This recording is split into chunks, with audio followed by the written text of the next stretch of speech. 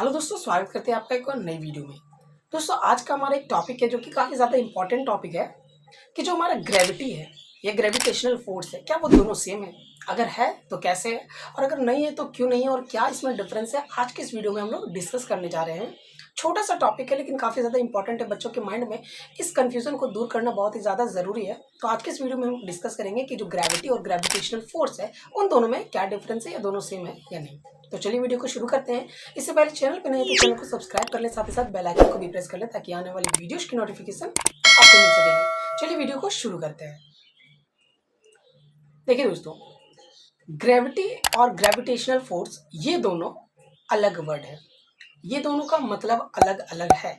सुनने में लगभग ये सिमिलैरिटी एक जैसा लग रहा है। बहुत लोग बोल भी देते हैं कि ग्रेविटी ग्रेविटेशनल फोर्स एक ही होते हैं, बट ये एक्चुअली एक होते नहीं है। आप इसको कंसेप्ट जब पढ़ते हो इसका, तो आप समझ पाओगे कि ये जो ग्रेविटी है और जो ग्रेविटेशनल फोर्स है वो एक नहीं है। ये दोनों बिल्कुल ही अलग है।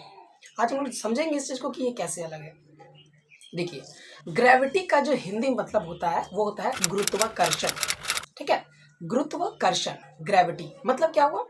ग्रेविटी का मतलब हुआ खींचने की एक शक्ति। ठीक है, तो जो ग्रेविटी है ना, वो हर किसी के पास है। चाहे वो अर्थ हो, चाहे वो मरकरी हो, वेनस हो, जुपिटर हो, जितने सारे प्लैनेट्स हो, स्टार्स है, सन का भी खुद का ग्रेविटी है ना।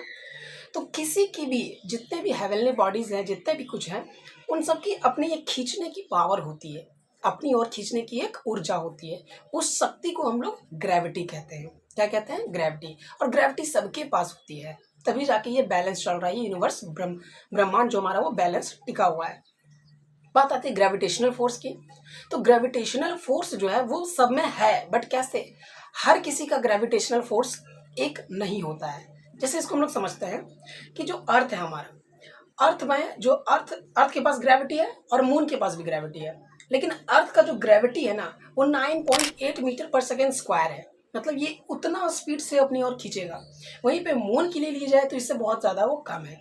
मरकरी की बात किया जाए तो 3.7 मीटर पर सेकेंड स्क्वायर उसका ग्रेविटेशनल फोर्स है। मतलब कि वो जो किसी ऑब्जेक्ट को अपनी ओर खींचेगा तो 3.7 मीटर पर सेकेंड स्क्वायर की स्पीड से खींचेगा। तो ये है ग्रेविटेशनल फोर्स। ग्रेविटी सबके पास है, और जो ग्रेविटेशनल फोर्स है वो हर एक मतलब कह सकते हो बॉडी का हर एक ऑब्जेक्ट का अलग अलग। जैसे मरकरी का अलग है, वेनस का अलग है, अर्थ का अलग है, मार्स का अलग है। सबका ग्रेविटेशनल पावर जो है वो अलग अलग है। तो यही है, जो खींचने की जो शक्ति वो ग्रेविटेशनल पावर है। और हर हेवनली बॉडीज में अपनी एक ऊर्जा है खींचने की, किसी भी ऑब्जेक्ट को अपनी ओर खींचने की, वो ग्रेविटी है। ठीक है, तो ग्रेविटी सबके पास है, लेकिन जो ग्रेविटेशनल पावर है वो सबका क्या है? अलग अलग है। जैसे अभी आप अगर अर्थ पे हो और आपका वजन अर्थ पे कितना है? 60 kg। आपका जो वेट है वो कितना है? 60 kg। वहीं अगर आप मून में चले जाते हो तो आपका जो वजन है वो केवल 6 kg रह जाएगा। ऐसा क्यों? ऐसा इसलिए क्योंकि आपका जो वजन है अर्थ पे, वो आपको अर्थ किससे खींच रहा है? 9.8 मीटर पर सेकेंड स्क्वायर की स्पीड से अपनी ओर खींच रहा है। और उस विद द रिलेटेड, उसके रिलेशन में आप वेट करते हो अपने आप को, तो आपका वो वेट निकल के आता है।